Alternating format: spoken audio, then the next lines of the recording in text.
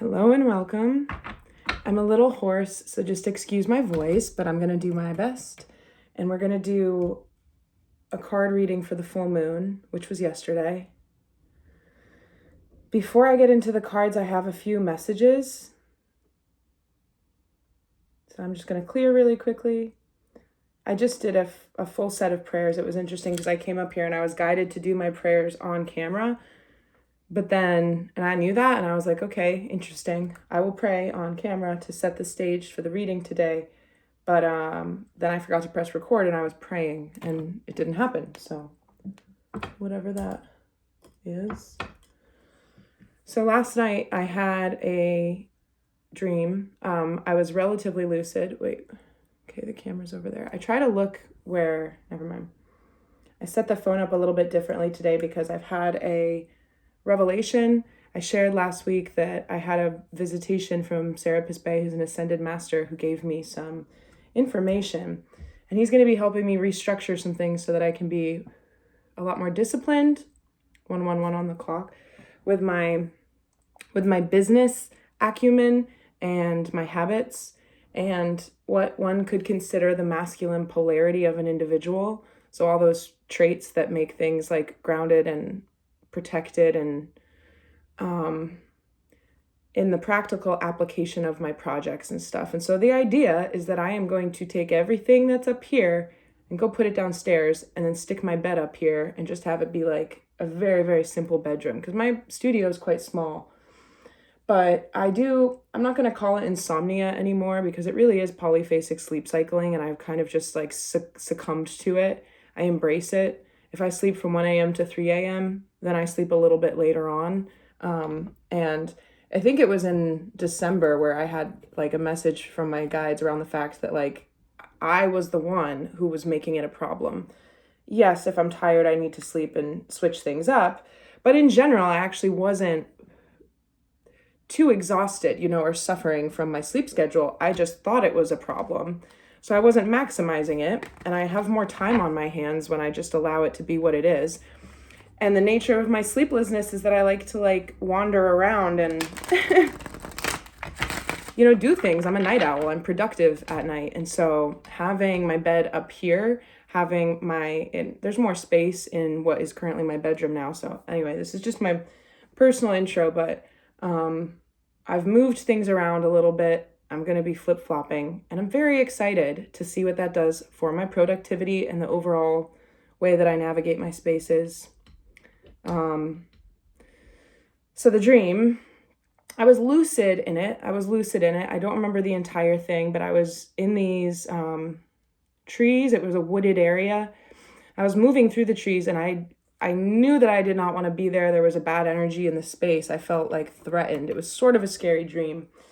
But I'm getting to the edge of the trees, and I walk down this hill, and it's dusk. It's like nighttime dusk. Like it's mostly night. There's just a little bit of, silhouetted tree lines and stuff, like a pretty rich blue sky going to black. So the light was leaving, and there was these figures at the tree line, okay? And I had a spirit guide in the dream who was not there, who was talking to me as I looked at these figures, and they were on, like bipedal, like upright, like a human would walk.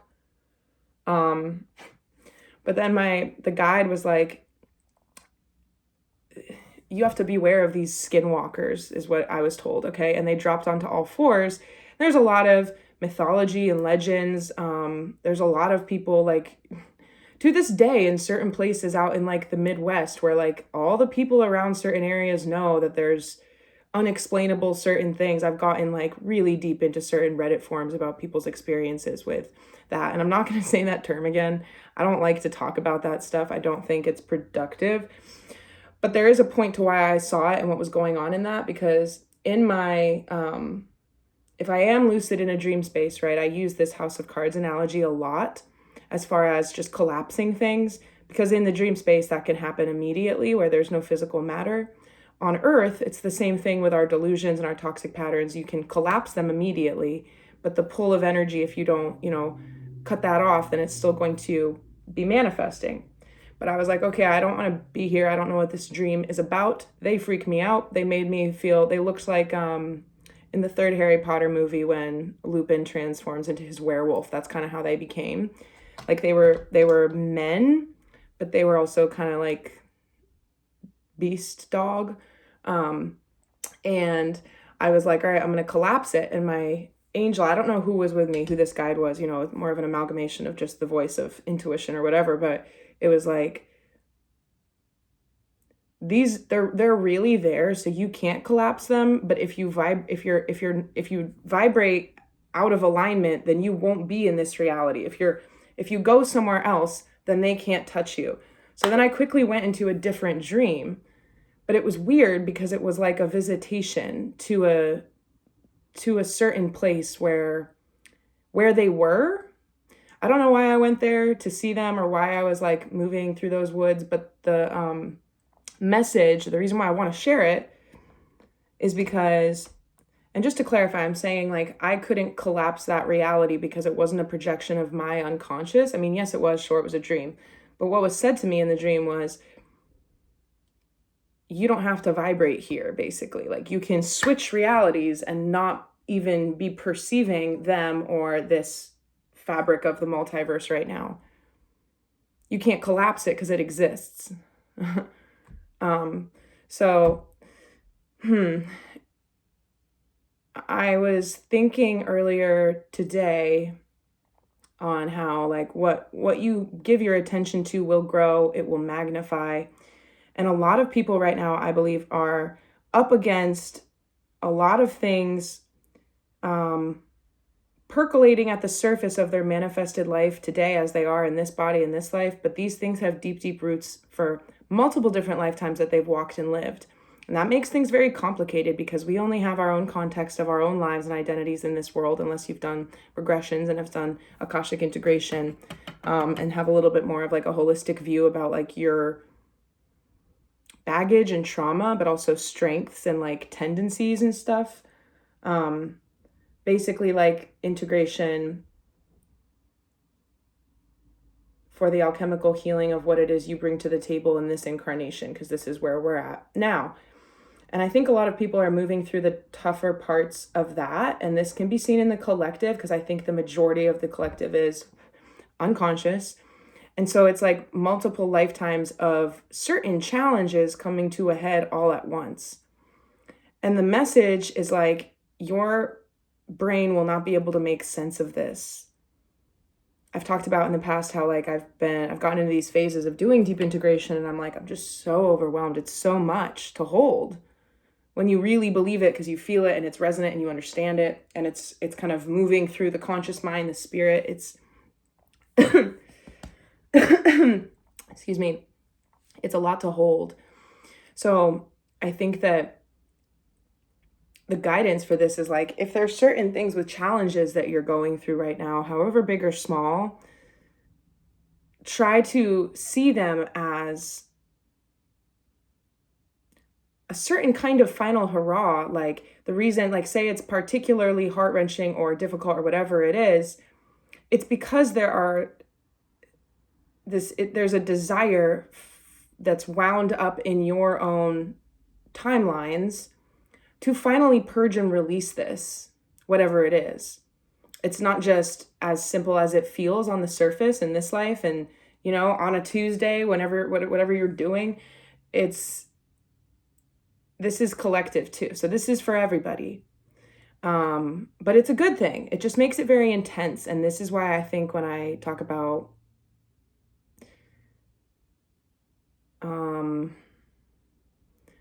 having just for some reason these incompatibilities with the ways that people are relating to one another as the energy continues to shift. It's like you can be on the same page but really not understand each other. There's like this energetic substrate to interactions that are also based in the different karmic webs that we've spun and all of that. I'm going to get 3 Ascended Masters cards and then 3 of the Star Seeds and just let those set the stage. I'm going to pull these cards. Before I do that, I'm going to tell a story. I haven't been guided to share this one yet, but it does have to do with like past life that I haven't talked about before, because I don't know that much about it. I don't have to, because I have guides that are with me in non-physical from that life. I mean, we could go into it, but the stuff that I remember from it was triggered by meeting a person. I guess this would be a trigger warning for abuse or domestic violence if you don't want to watch or listen. But let me do these cards first, and then I'll share that story and talk about why I'm sharing it. The Shekinah, Dwal Kul, Dharma unfolding, charity. Okay, connect with heaven, ask and you shall receive. Remember that you are on a path. Take one step at a time to happiness. Unleash your spirit, express your gifts, dance to this sacred rhythm of life. This is so beautiful. Look at that. The moon on her third eye is how I was feeling. My third eye felt like this shape. Absolutely just like this. And it was glowing. In fact, it felt like this color too, which is funny. I know that's more of a blue throat chakra color, but that is what I felt when I was visited by Serapis Bey last week, or 2 weeks ago at this point. Another message that I've been thinking through today is like, there is such a simplicity in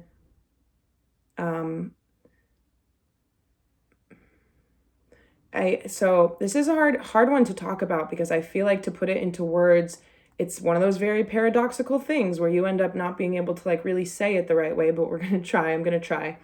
It's like, you don't want to be avoidant to certain things, but you do get to choose what it is you focus on. And in that dream, it was like, okay, I mean, this is real, real for what I was dealing with. I was like, I just want to see it crumble so that I can make something else happen in a lucid way or something. That wasn't going to happen. That wasn't within my control of whatever laws were governing wherever I was, but I could choose not to be there. And there's something really simple and beautiful about that, because in one of the videos, like from, maybe it was the most recent one that I did, but I was saying like, it doesn't matter what you do, it's about your vibration. Of course it matters what you do, right? But if you do things and the vibration is still not there, then that's when it doesn't matter. That's why you see a lot of people who aren't fully, they're still living with a lot of fear in spiritual or religious or faith-based spaces, because they're seeking for understanding by trying to more so like enforce their own belief system for themselves so that they feel comfortable and safe and can make sense of the world. But it's like, it's not good enough unless they get other people to believe it too. Or, we make sense of what we believe in when it contradicts what something that somebody else believes in. So, I mean, I've said this before, it's like, there really is a ton of ways to look at it. And because of that, and because of the dharma, karma, the stuff, the heaviness in the collective right now, I mean, it's super, again, with like pizza dough, there's a little bit of a thickness to the energy, but then there's this upper lateral that's moving really quickly. And I know the people who are like really sensitive are feeling that, because it's super exciting and it feels really good. It feels really good because it has this feeling of like, I'm seeing cotton candy getting all whipped up in one of them things. That's like the fibers of the beautiful energy is like getting whipped up into whatever you want it to be, because you're giving that attention and pulling it down and being able to create with it. But that doesn't mean that everybody's feeling and seeing that right now. So there's other stuff going on. So I think that the tendency at a time like this would be just like very over analytical, or when we start to have a couple things that we didn't plan on unfolding come into being, then our mind kicks on again. The only reason why we brought those things in is because we did surrender for a little bit and we did ride the wave. And then all of a sudden we're like, okay, well now I have to figure out how to take the ridden wave and make it collapse on the shore. No, you don't. I'm so guilty of this. I do this all the time. And I'm like, oh, I'm getting a little bit, and how I know is that I start to like, it's like a sensor. I'm seeing one of those automated vacuums or something. It's not going to crash into the wall, because when it gets close, there's something, beep, beep, beep, beep, it will make its turn. That for me is a certain kind of emotional territory. Like I'm super duper I've talked about my chart in the past. I'm a Cancer sun, Aries rising, Sagittarius moon. So my mood swings are obviously insane. I mean, if you know about the chart, I feel like that's pretty self-explanatory. I can get really upset, really like angry or sad or whatever it is. And that's okay. I feel fine about processing my emotions because I don't blow up and do those things at other people. And it's like a fully just feeling through, like if I need to have a little bit of a mental breakdown, I do that because it's the physical expression of the energy, but then, I move on. And there's nothing left to be stored or, I hear the word septic, like going in like toxic buildup in the body, really, of energy. And now I'm feeling this really sharp pain in the back of my neck. So that has to do with making sure that we don't get into toxic buildup of unspoken truths as well, because that's how you end up living a life that's completely separate from your truth. So my story, well, let's see what we have here first. You got the love. You got the love. Florence and the machine. Hadarian energy, codependency, boundaries. Okay, this image, this is kind of what I feel when I'm talking about these different, this multiplicity of, so, time and space, whatever, illusion, flexible, elastic, these past lives, they're also kind of happening now. So there's a reason why the interactions that you get yourself into make you feel a certain kind of way. And a lot of the parties that are involved in these tangos, maybe one is aware, maybe both are aware, but maybe neither are aware of a more multi-dimensional understanding of like the interaction. And so I'm seeing it's like, this is really swordsy, like looking in different directions. It's sort of a beautiful image. It's meditative. Her eyes are closed. But when it says codependency and boundaries, again, going back to like needing other people to change what they're doing in order for you to be comfortable. If you're ever in a space where you want somebody else to agree with you so that you can feel more comfortable, that's not on them. You are the one that makes yourself comfortable. This is like totally like natal, primal, self-soothing stuff. You have to be able to self-soothe and self-validate around what it is that you're feeling. And sometimes with like multiple storylines to the karma that's being resolved in interactions, it might defy logic or go against the odds in order to do what it is you're guided to do. Because if you're seeing things on multiple levels, it just might not make sense. But something I talked about in the car yesterday was like, not stepping around other people's discomfort at your own expense.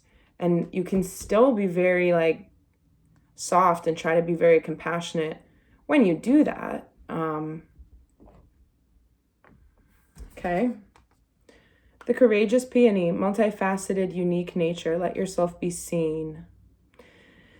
Yeah, I don't know if I ever got this one out, but so the mental conflict energy right now, I think the antidote is just enjoy the moment. Choose the higher stuff. Don't choose the density. There's not going to be a whole lot of productivity that comes out of stewing and stirring. Even if you think you're planning, let it be okay to fly by the seat of your pants just a little bit to move into your next chapter, even though you might really feel, use your own intuition. Don't listen to me if this doesn't resonate with you. Like it might feel like now is the time to figure out a lot of next steps.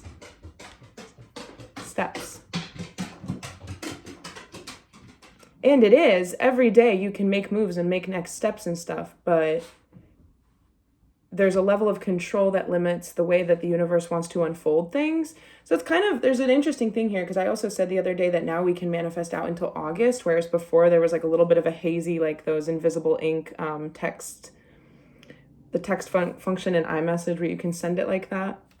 If you don't know what I'm talking about, never mind. But there's a little bit of an unknown right now, yet the future has started to crystallize. So we feel illuminated by that hope because we can feel it, right? And this also has to do with the turning of Pisces into Aries season, because Aries is the astrological new year and starts off with a bang. Like, I think there's a lot of reasons, a lot of things that happen this time of year. It used to be in a 13-month calendar, the actual new year, which is the origin of April Fool's Day. So the weather breaking and softening and a lot of different things happening.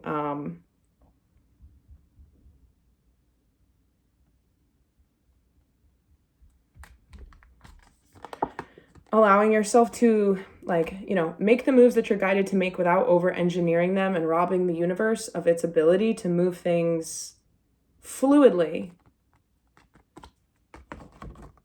And enjoy that process, because it's a really beautiful time right now. Lost lands, soul memories and gifts. You've done this before. That's beautiful. Yeah, there's been a really big uptick in how easy it is to connect with spirit guides and ascended masters and your own intuition. I've been doing it for years, but it's never been easier. They want to help. They're very available. It only gets easier. You might, in meditation, right? You might not think you're hearing something, seeing something. Do not second guess what it is you see and hear when you're in that protected space. And by that, I mean, if you're by yourself and you're not messed up on substances, if you're with yourself, you can trust what it is your mind reveals to you in that conscious space. And there's a lot to be gained from that connected conscious space right now. Okay, so yeah,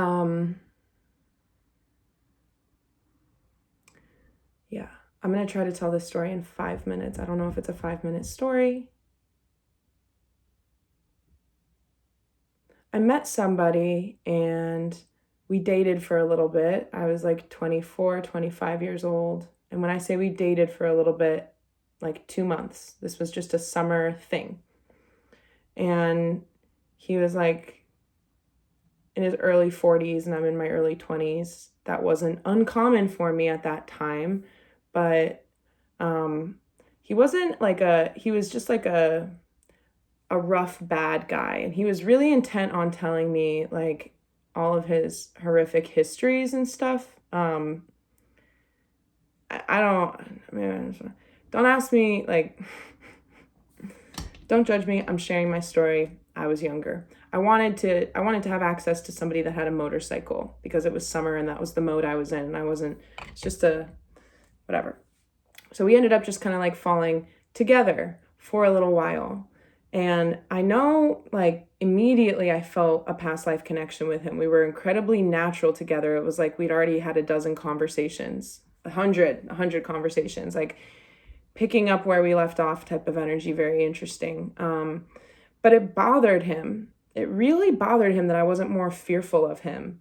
I could tell when he started to up the ante, as we got to know each other better, or rather, as our past life connection started to become more aggravated, it's he wanted me to submit to him in some kind of way, but it wasn't that I, in this way of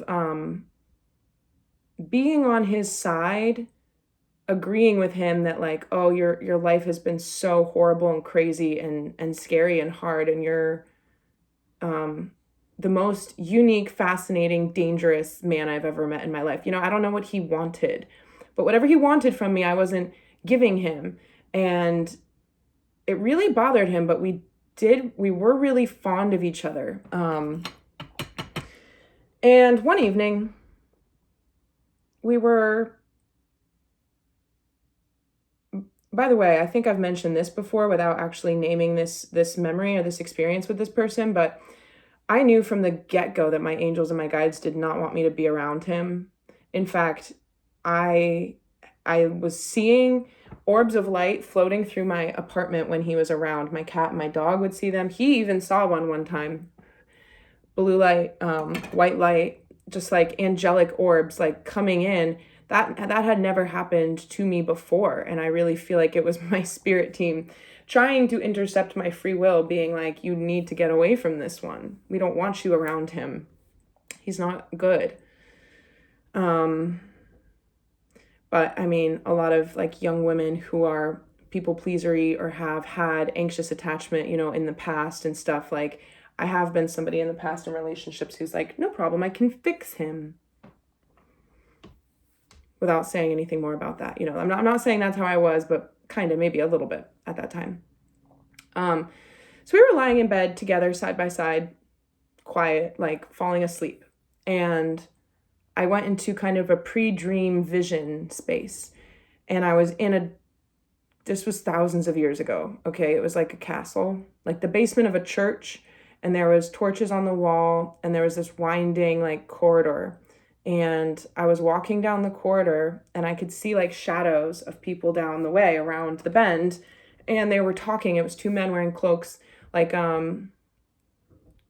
monks or something. I don't know, like saints or churchmen, friars, and they were arguing, and I knew that he was coming. I was dreaming of the guy that was next to me in the bed. He was in this dream, okay? And I was like, I knew that he was going to be coming from the other angle. There was some type of like fight or like a heist, like a coup was going down that night. There was something in this dream. It didn't last for very long. I was just sort of in and out of it, and myself had a role in it. So I wasn't a bystander witnessing the dream. I was doing things. I was moving through the space. And then I came out of it, and he wasn't really asleep, and he heard me stirring, and he said, I just had a weird dream. I was like, what did you see? And he had the exact same vision. It had been like 20 minutes of silence between us, and then he shared it first. And I said, but his vantage point was different in the dream. We had gone into this shared vision space.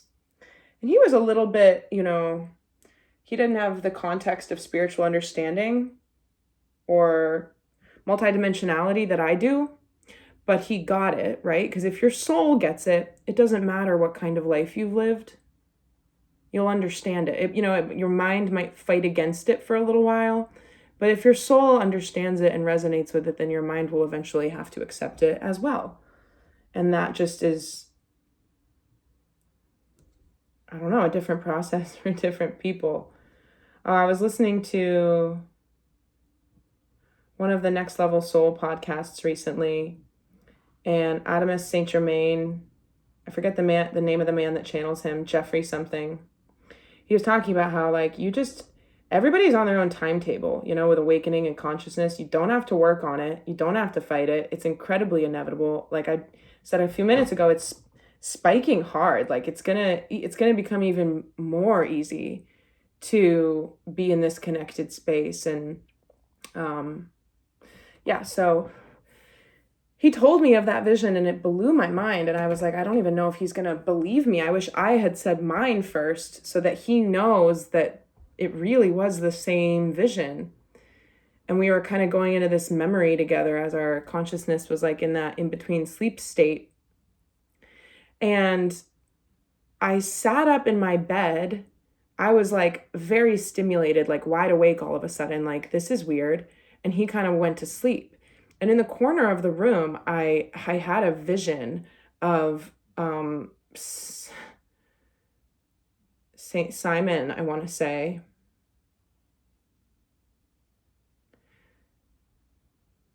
And he told me to get as far away from this man as I possibly could.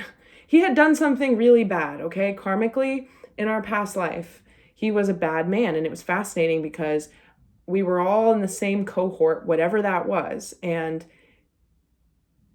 there was this karmic thing that we never worked out with betrayal. And I didn't heed the guidance. I continued to see him.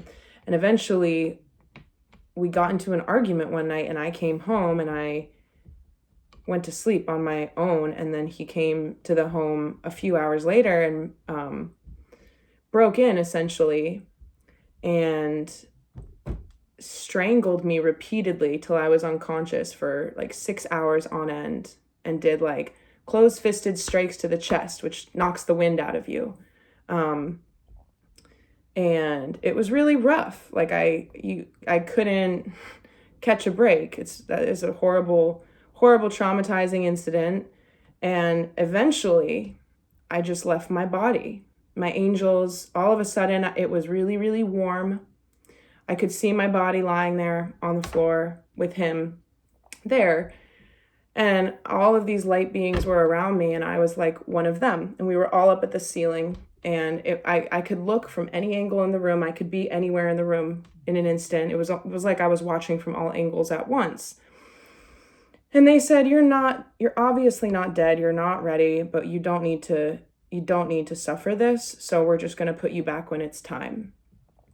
And for him, I looked dead on the floor. He actually started to get a little scared that he had killed me, I think.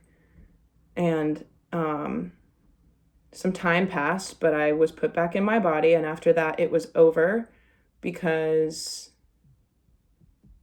he was scared. But he said, I can't leave. You're going to tell somebody. You're going to call the police. And I couldn't really think straight. I was out of it. And he took my phone away from me and stayed there in my home for another 5-6 hours. I had to go to work later, and I didn't look right. You could tell that something had happened to me. And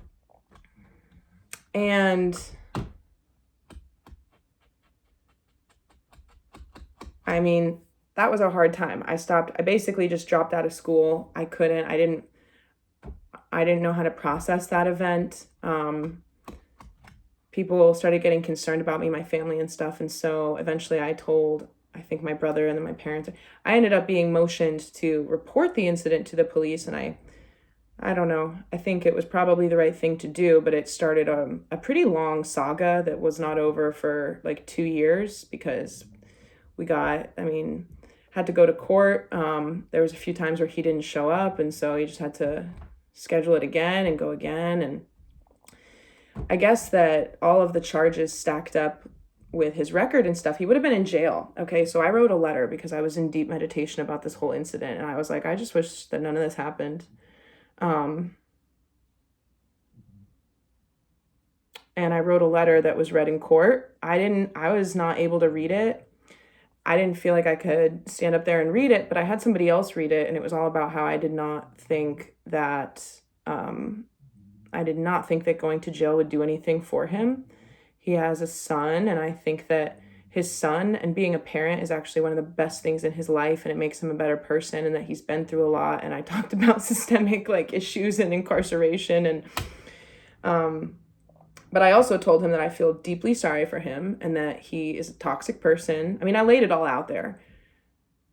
I don't know, whatever. It was crazy. Just like the people in the court, they're like, just another day, happens every day. But such a weird time. And he was like laughing and like scoffing when they were reading the letter. I was in the back sobbing with I don't know, a woman from like a shelter. Because this is the very hard thing, is that I didn't want to, everybody, never mind. I don't want to talk about that.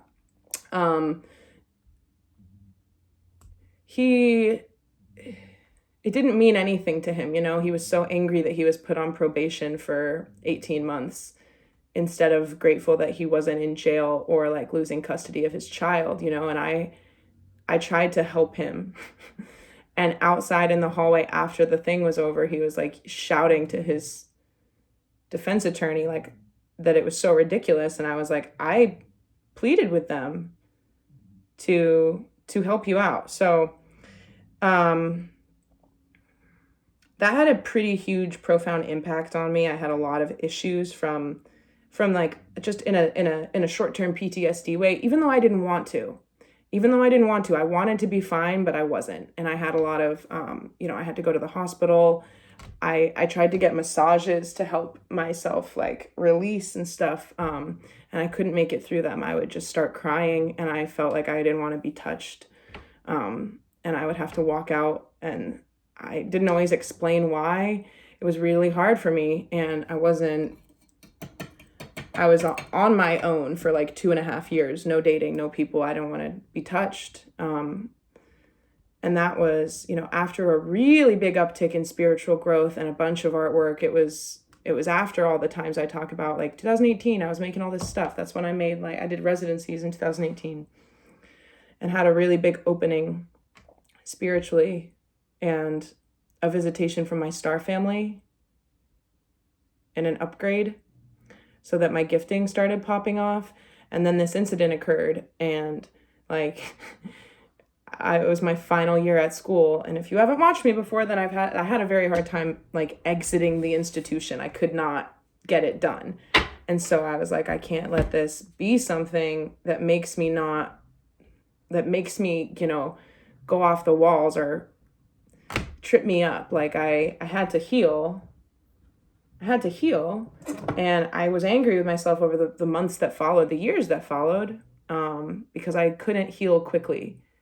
I couldn't get over it, even when I wanted to go out and date, or like meet people or not feel, I don't know, it's just, you have to give yourself the time that you need in order to process the things that you've gone through.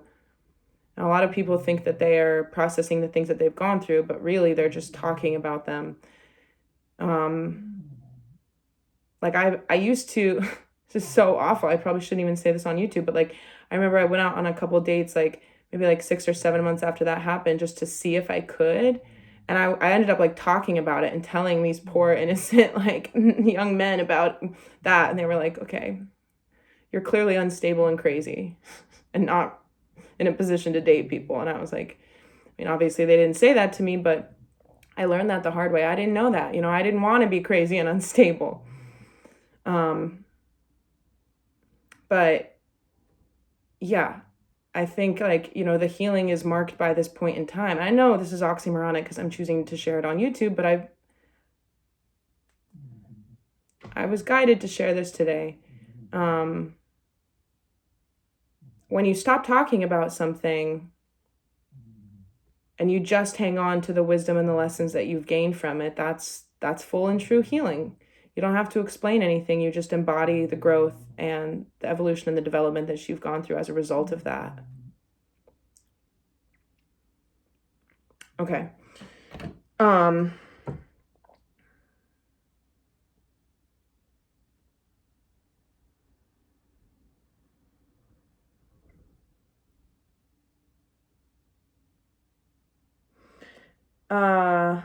Another message about just like past life stuff with people.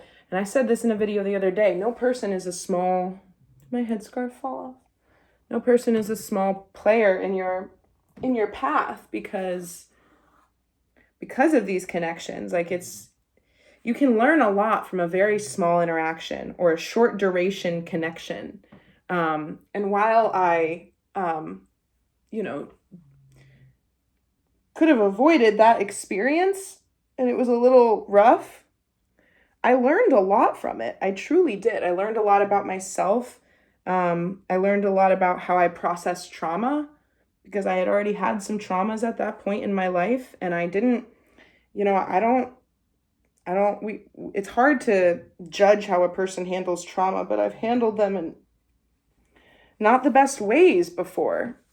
Like sometimes I think I've taken myself into deeper states of feeling isolated and othered, instead of helping myself, giving myself what I need. And without any guidance or support, it's hard for us to know where to go or what to do.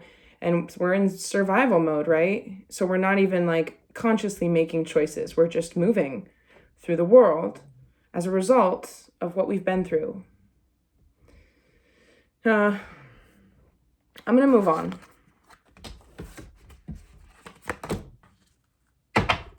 Seed the light by staying grounded.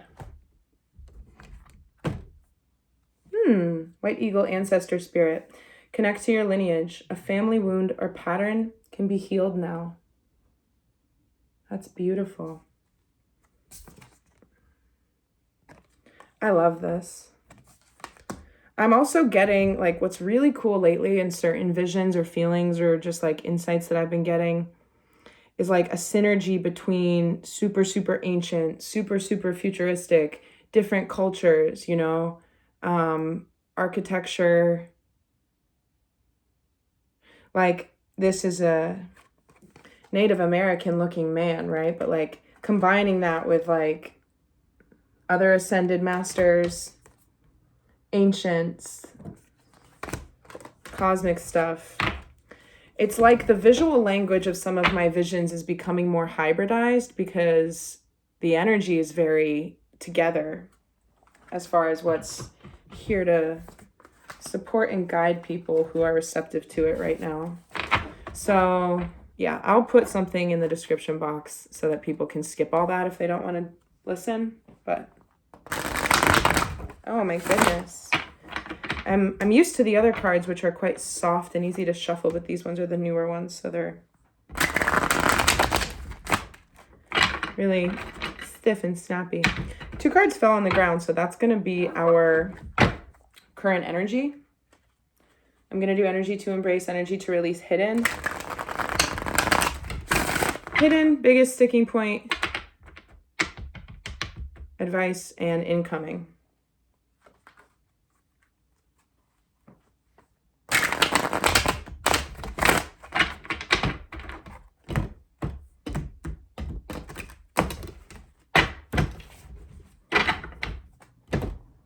Current. It's the Page of Wands. I'm sorry, it's the Page of Swords. And the Sun card. We haven't seen her in a minute. And it's been quite sunny here today. When I was driving the car, I was like, it was blizzarding this morning, and now it's as sunny as can be. How crazy. The sun is coming back out. A lot of intensity has been lifted, and I think that if people get on the right side of their own manifestation potential right now, by allowing themselves to see that lots and lots and lots of things are possible. This is that restless, curious, like, I want to move, but I don't know how. Like, just flow with it. And let your happiness in any single moment, like, even if it's like, you know what? I don't want to have the rest of this lasagna. It's going to make me happy to have it in 2 hours, and I'm going to put it away and eat the rest of it then.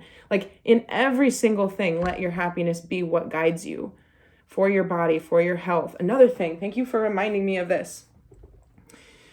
I got a couple blemishes on my face right now, but in general, my skin is almost flawless. I'm blessed. I have a very nice complexion, but I've had a lot of different weird hormonal outbreaks in the past and struggles with my skin. And I just want people to know that I don't use like maybe one lotion. It's the same lotion I use all over my body. And I don't I just wash my face with soap. Less is more. The just marketing and the inundation around like the next newest thing and all, like, it costs a ton of money and it's not necessary. Your body is a self-healing machine. Women in particular are marketed to so hard for all of these custom this and that's, and you convince yourself into having those get certain results in many cases. In some cases, there are very well-designed products that have special formulas and it's worth the value, and I myself purchase certain things like that. But I just want people to know that you can create yourself healthy, free, and healed, you know, in a lot of... What are you doing, sir? Leave that alone, please. Excuse me. Yeah, I mean, whenever I tune into, because I unfollowed almost every like true celebrity. Maybe this isn't forever. I'm just boycotting for a little bit and I've never been happier. all of the celebrities on Instagram. So my feed is more so just like artists and people I like. And like just trying to detox from alcohol. But a lot of the stuff that I used to purchase, that it was like, why do I have a subscription to this? Why do I need to buy this? You don't. So there's this, I mean, it's up to you, right? But I had a ton of revelations throughout the year of 2023 around those things. So that could be a theme right now, like realizing that in order to chase and pursue our happiness, we can optionally start to opt out of all sorts of things, and it's going to reflect in every fiber, every layer of your being. You know what I mean? Like pursuing your happiness. The sun on my skin, that's my skincare regimen. Getting sunshine, getting sleep, drinking a shit ton of water, more water than you ever thought possible. Just wear a Camelback, in fact. Never stop hydrating. And, yeah, allowing yourself to feel like, I'm just even thinking about when if I'm in the shower and I'm washing myself, I wash myself very gently. I'm very soft and thorough with my body. I care for it. I have made some bad decisions with it. I have put it into very, very challenging situations. And now I don't have to do that. Now I know better. And every day I want to help it stay strong and healthy and fed and hydrated and feeling good. And because that's become my focus, it has never looked better and it has never felt better. Down to the fact that I got to write a science journal about this whole knee thing because I'm working miracles on my own situation over here. It's just been fun. It's just been fun to try to, like, you know, against all odds, not have to do my physical therapy and just use visualization and light to change the structure of what's happening in here with my bone on bone contact and tissue regeneration and all stuff like that, because it's your consciousness that's the creative energy. And so your level of belief is going to limit and allow what happens in your life. Everybody lives in different realities. Everybody believes in different things. And if you believe that certain things are never going to be possible or just not a thing, then you won't see evidence of that in your reality. This is how, what is it? They would not believe it even if the spaceships were flying right overhead. That's some quote from something. What's the energy to embrace right now with the sun coming back? Page of Swords energy, newness, ready to start. Ready to start.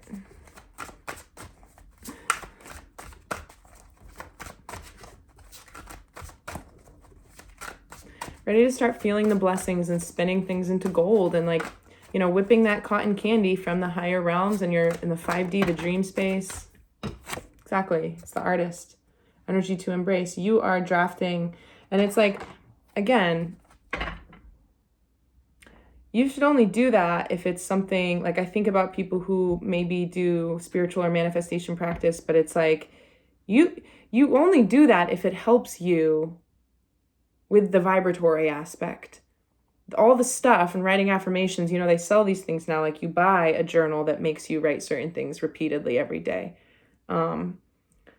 Now, if you do that and it's like, okay, well, so if I do this every day, you're telling me I'm going to get what I want. And then you do it and you're looking around like, okay, so where's what I want?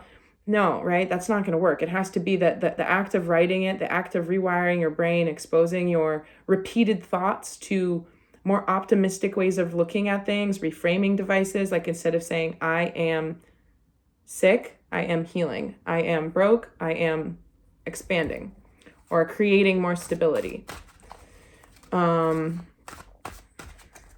That's what makes the change. And that's where a lot of people go wrong. And that's where a lot of people they never ascend through the packaged version of spirituality, because it was never about any packaged version of anything. You know, that's why I really love all different kinds of, you know, stories and belief systems. And I was talking, my friend was telling me, Life of Pi is coming back into my mind because he was that character in that book, Life of Pi, or movie. He was kind of a product of an amalgamation of different belief systems, right? Finding the truth in the detachment to life and realizing that his his experience, right? He was witnessing himself through his experience. What's the energy to release right now? This is weird. This is the sticking point. I'm not going to look at it yet. That's what I just heard. What's the energy to release? All right. Energy to release is right here. That's the sticking point. This is the advice. This is incoming. All right. Energy to release. Now, something that I'm getting with this, it's sort of like releasing this energy where it's like, if we sit for too long, we might sort of get like smudged into not being as like sovereign in our own conviction about the present moment, right? Because you're in the past or thinking ahead. And as long as this state of being brings you back to your heart space and your alignment, then it's productive. But if we're releasing it, then perhaps it's not productive right now. What's the sticking point? Very curious about this. So that's energy to release. This is our energy to current, energy to embrace, energy to release. Oh, it's the Emperor card. Okay.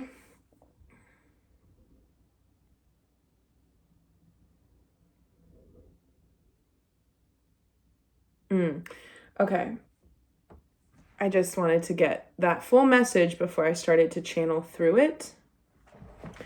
With the Emperor and the sticking point, what I got was like, it's about cutting through all of the illusions to everything that even our role models created their sense of self off of. Not to defy them or do things differently, because hopefully, you know, we've had really good, positive things modeled to us from whoever. It could be a professor, it could be one of your parents or grandparents, or one of your friends' parents who you really admired. Anybody. But there's certain levels of admiration for different things, people that we've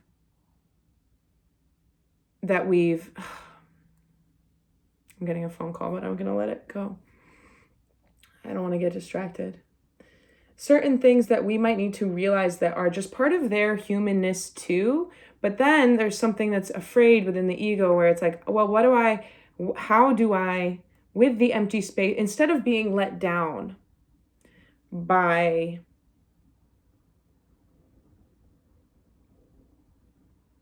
somebody else's shortcomings, right? This is how we learn.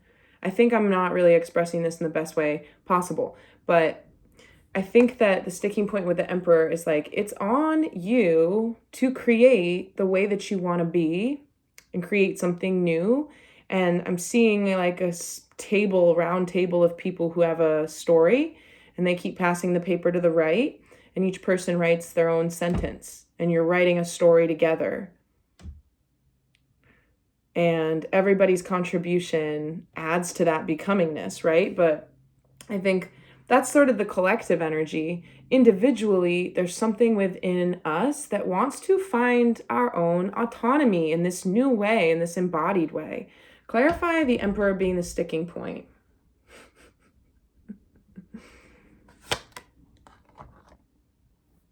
I think that we maybe feel like we're not equipped for something, but that's like the Harry Potter thing. You have to step into the clearing and conjure the Patronus yourself. The beautiful thing about this, you don't have to prepare, right? All this mental conflict. Don't prepare for your life. Just live it. Don't rehearse things. Don't overthink. It's so much easier to do that if you know why your mental scripts run the way that they run. And that's, oopsie.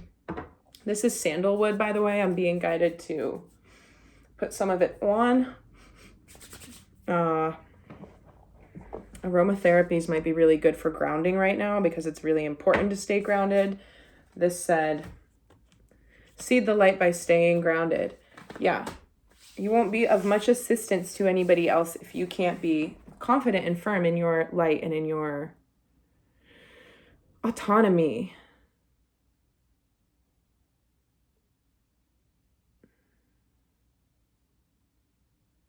when you trust yourself and you feel good, you can just show up as you are and speak from your heart and know that whatever you say is good, whatever you create is aligned. Whatever goes wrong is a lesson and a redirection. And within that, there is no failure. And we watch other people do it and we respect their process and we don't see them as failures. I continue to just grapple with my own presence on the internet. But I'm not going to talk about that right now. They're saying don't do it today. I won't. All right, let's take a look at I love this. This is a great thing. I mean, it makes sense that the Emperor is the sticking point because I think it's new territory for, what was I going to say earlier? I got a message about,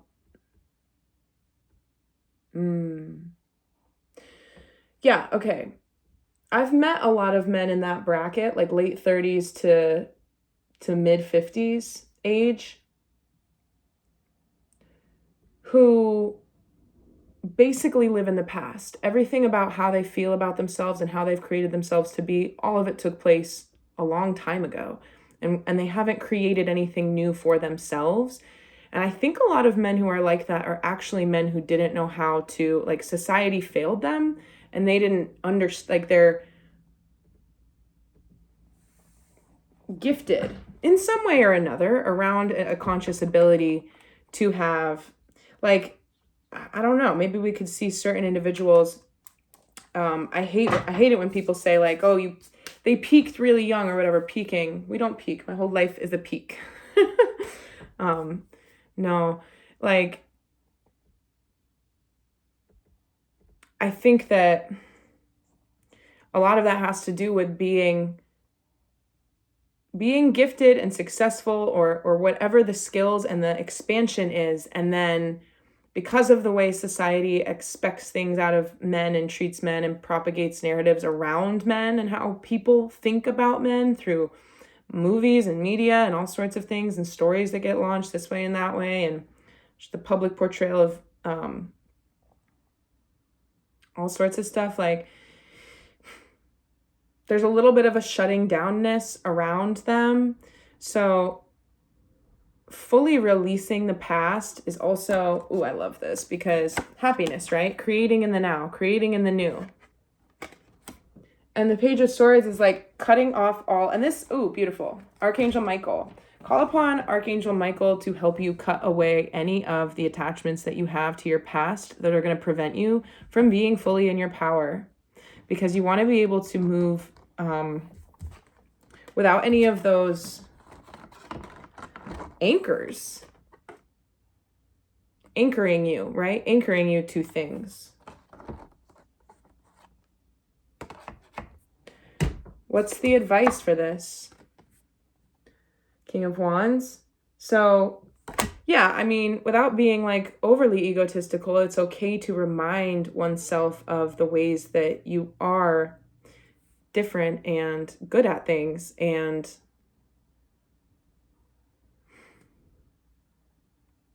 doesn't need to explain. Let that be an inside job.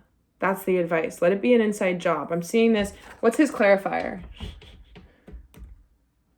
5 of Pentacles. And Judgment.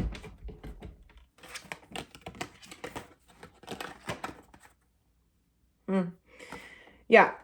This has to do with the earlier message that I said before too, around the fact that, like, in order to have, this is self-fulfilling prophecy stuff. The Bible says, do not be afraid. Do not be afraid. Do not be afraid. We've been focusing on things that we have had to deal with. Just like in my dream, it was there. I couldn't collapse it.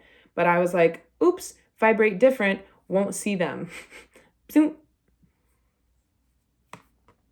If you can convince yourself, even when you're completely flat broke, that you feel great, and like you put yourself in that feeling of knowing that, like, if you went to do something, you would be able, like, be able to afford it or be able to order it or this and that, you can release yourself of the strained, shut down, constricted unsafe root chakra energy and allow for stability to be like something that anchors you instead of like a dead weight, like a pit of fear. That's what I'm feeling here. Let me clarify this message just for a second, talk about this. But what's the incoming? It's the Ace of Cups. Let's just talk about this little situation first. Because this also makes me think about what I said yesterday. I was driving in the car and I was like, I think with self-confidence and self-consciousness, it can either go one way or the other in many cases. It's like, I'm the center of the universe. I'm the best thing that's ever happened. I have a God complex. Or I'm worthless and I shouldn't try at all. And we have to be able to locate ourselves in a humble place that is somewhere in between, you know? Or both, all at the same time, because it's all kind of true. Except for the fact that your human experience, like, is to play around with awareness, to become increasingly conscious, and then collectively, we're actually changing what humans are. We're changing what humans are.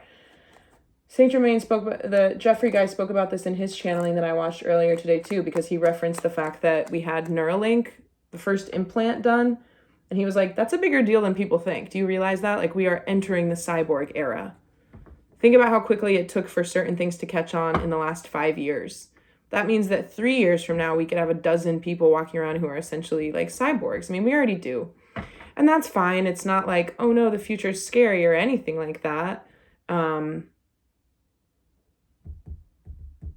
this note, I will just point out that the day before the cell phone service went out, Elon Musk tweeted a simple tweet. What did it say? This is a test. He tweeted that the day before the towers went out. Unrelated. What's going to help us locate ourselves in a humble position of truth and connectedness as we reassess what it means to be connected to our power?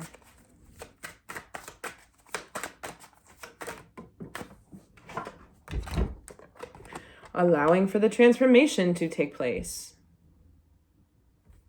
Allowing for the transformation to take place. Very, very interesting. Cognitive dissonance, like if you don't think something's possible, then it's not going to be something you consider. If you don't know how something feels, then you can't put yourself into it to experience because it's foreign. You've never had that yet. You've never experienced that.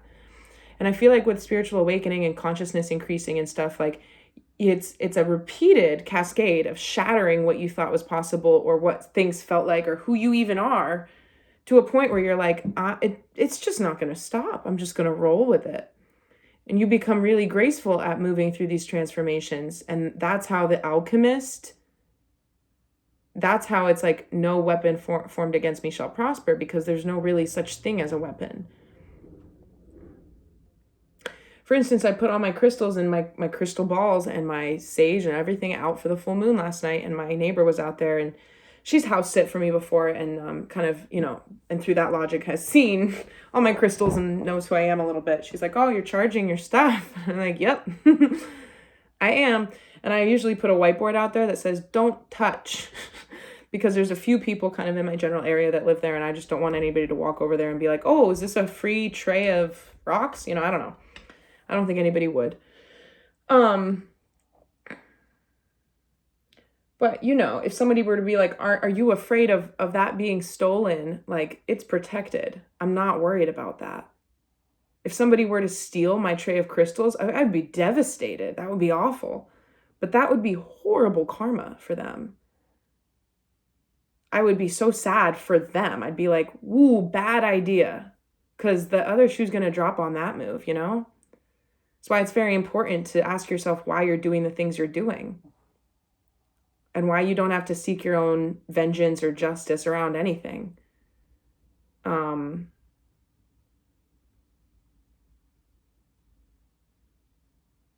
Yeah. What's another message for the transformation? Okay, wait. I'm going to shuffle the deck. I'm going to cut it again. I'm going to draw 3 off the top, and it's going to be...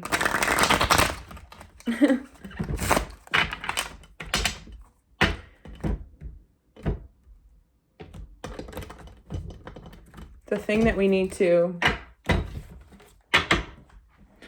for this transformation, I know I'm getting kind of Russian dolled here, like nested, but for this transformation, where are we at with it? The Magician. What do we need to do more of? Queen of Cups. What do we need to do less of? The Hierophant. That's very interesting. Okay, so we're in a transition where we're reconciling with our sense of self and we're not oscillating so much within self-worth and like meaning. We're allowing ourselves to be good enough at every stage of our becomingness, because that's the secret to allowing yourself to be able to manifest more and actually become more. Stop assessing, stop judging yourself. Don't judge others. We're all just out here trying to do some stuff, you know? So we're manifesting within this transformation that's allowing us to move away from being stuck on our own power. And I think that, like, I was talking about role models, and I was talking about seeing certain things that were modeled and realizing that we can like certain things but dislike other things. Like, here's the thing. When that story, I said I was seeing like somebody passing around a piece of paper, everybody added their own sentence. If the paper got to me, it's not my job to go back through everyone else's sentences and cross out the words I don't like and add punctuation where they forgot it. Although I would be very compelled to do that because I'm a grammar Nazi and a psycho. No, I would add my own sentence. That's my contribution. That's all that's within my control. And so sometimes I feel like when we realize that somebody was not perfect to us in the past or something, and we thought that they were, and we based our identity off of something that somebody said about us when we were blah, it's just for us to learn and alchemize. It's just for us to integrate. If you're guided to go tell somebody something about how they've impacted you, then do that. But that's, a different thing. So there's emotionality there with, I said, what do we need to do more of? Queen of Cups, maternal, loving. We just need to soften into treating people like the inner child versions of themselves. Because all salty, mean, heinous adults are really just tantruming inner children. It's sad. Why do you have to be like that? You don't. And then what do we need to not do so much? The Hierophant. I mean, for me, I think it's like, let things be very fluid. The Hierophant can be about contractual stuff, or like needing to lock things in a certain way to make ourselves feel safer about how something's going. But we might not have that available to us right now. Yeah, it's more of like a time for, and I'm seeing bubbles percolating at the surface again. Like, it's time that there's going to be a lot of stuff happening pretty soon. There's going to be a lot of big changes happening here in the next few weeks to months to the rest of the year. It's going to be good. There's a lot of potential. It's all good. But this is another one of those liminal spaces. And there's also love coming in here. Clarify Ace of Cups as incoming. Page of Wands. 10 of Pentacles. And Justice. I'll show it so you can trust me. Okay, I think that's it for today. I hope everybody's doing very well. And I thank you for sitting with me if you chose to watch the reading. I'm going to take several days off, but keep posting my little shorts because they're fun for me. And yeah. Bye.